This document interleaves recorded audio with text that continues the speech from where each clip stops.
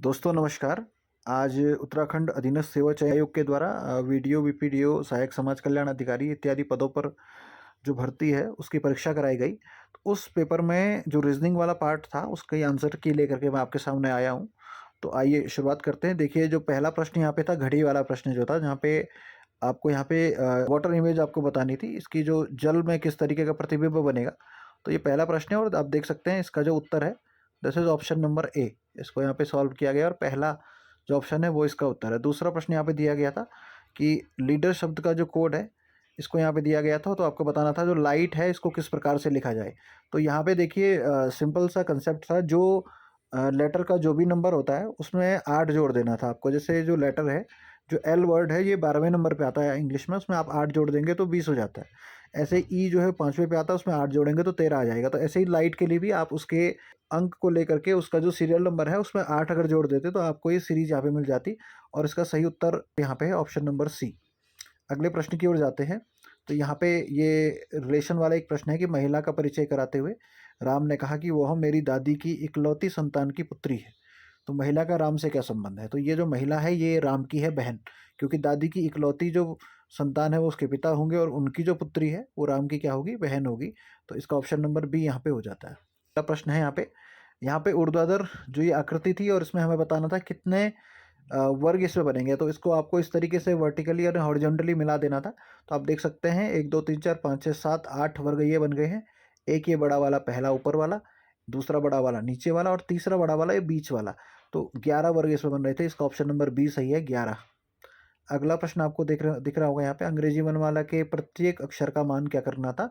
रख करके उसको जोड़ देना था और फिर देखना था इनमें से कौन से शब्द के अंदर सबसे ज़्यादा वैल्यू आपको निकल के आती है। तो देखिए मैथ्स में एम जो था 13 का था और ऐसे करते करते सबका ए पहले नंबर पे है 1।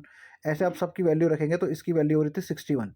स्टैट्स का जब निकाल रहे थे तो वो हो रहा था 79, हिंदी का 44 और सिविल का 55। तो इसका सही आंसर 79 सबसे ज़्यादा आ रहा था स्टैट्स में। तो ऑप्शन नंबर बी यहाँ पे सही उत्तर होगा।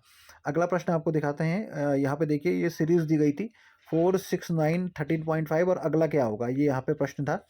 तो देखिए क्वेश्चन मार्क की जगह पे क्या आएगा? तो 4 है, 4 का आधा होता है 2, 4 और 2 6, 6 का आधा होता है 3, तो उसको 6 में जोड़ दिया तो 9 आ गया। 9 का आधा होता है 4.5, तो उसको 9 में जोड़ देते हैं तो 13.5 हो जाता है। और 13.5 का आधा होता है 6.75। इसको जब आप 13 में जोड़ देंगे तो ये हो जाएगा आपका यहाँ पे 20.25। तो ऑप्शन नंबर सी यहाँ पे आपका इसका सही उत्तर था। अगले प्रश्न की ओर बढ़ते हैं। देखिए एक आकृति यहाँ पे दी गई थी, इसमें आपको बताना था कि अगली आकृति कौन सी होगी। तो इसमें आप देखिए पहले वाले में आप देख सकते हैं 2 स्टेप आगे बढ़ी है, आगे का जिसका साइन है वो 2 स्टेप आगे बढ़ा हुआ है। इसके अगले में केवल 1 स्टेप बढ़ा है। फिर अगले वाले में आप देख सकते हैं ये 3 स्टेप बढ़ा है। तो पहले में 2 स्टेप बढ़ा, फिर 1 बढ़ा, फिर 3 बढ़ा, फिर 1 बढ़ा।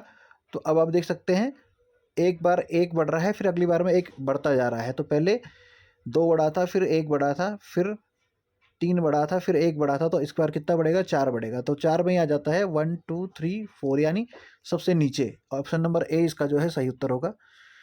2009 का कैलेंडर जो है किस वर्ष के समान है? तो ये सीधे सीधे ऑप्शन नंबर सी इसका 2015 है। इसको कैलकुलेट करके भी आप देख सकते हैं, क्योंकि हर वर्ष में 365 जिसमें दिन होते हैं उसके अगले साल में एक दिन एक्स्ट्रा बच जाता है। आप जब 7 से भाग देते हैं तो एक दिन एक्स्ट्रा बचता है। तो जो इस वर्ष के 1 तारीख को जो भी वार होगा, अगले वर्ष की 1 तारीख को उसका अगला वार होता है। और साथ में लीप वर्ष जब होता है तो 2 बार आगे बढ़ जाते हैं। तो 2009 से 2015 में जा करके ये सेम कैलेंडर यहाँ पे रिपीट हो गया। अगला प्रश्न यहाँ पे है कैलाश, गोविंद और हरिंदर वाला ये प्रश्न था। तो इसमें आपको बताना था कि कौन न तो ईमानदार है, नहीं परिश्रमी है और किंतु महत्वाकांक्षी है। तो इसका सही उत्तर है ऑप्शन नंबर बी, गोविंद। और अगला प्रश्न है आपका, ये जो 4 गांव ABCD जो सरल रेखा में है और बी से डी तक की दूरी 10 किलोमीटर है, तो आपको यहाँ पे बताना था सी से बी तक की दूरी कितनी है। इसका सही उत्तर है ऑप्शन नंबर बी, 6 किलोमीटर। तो ये 10 प्रश्न जो यहाँ पे रीजनिंग और मैथमेटिक्स से संबंधित थे, इसका मैंने उत्तर आपको देने का प्रयास किया। अगर आप इसका डिटेल्ड एक्सप्लेनेशन चाहते हैं, इसका सॉल्यूशन चाहते हैं, कैसे ये सॉल्व करके आए, अगर आप आगे किसी परीक्षा की तैयारी कर रहे हैं तो आप कमेंट करके ज़रूर बताएं। और इस प्रश्नों में अगर आपको कहीं पे कोई संदेह है, कोई संशय है, तो कमेंट करके ज़रूर बताएं। आपको कोई डाउट हो और कोई और प्रश्नों के उत्तर अगर आप चाहते हैं तो आप कमेंट बॉक्स में हमें बताएं कैसा आपको ये वीडियो लगा। और आपके जो सजेशन होंगे उसके अकॉर्डिंग हम आगे भी डिटेल्ड वीडियो बनाने का प्रयास करेंगे। जल्दी मिलते हैं एक नई वीडियो के साथ। चैनल को सब्सक्राइब करना न भूलें। बहुत बहुत धन्यवाद।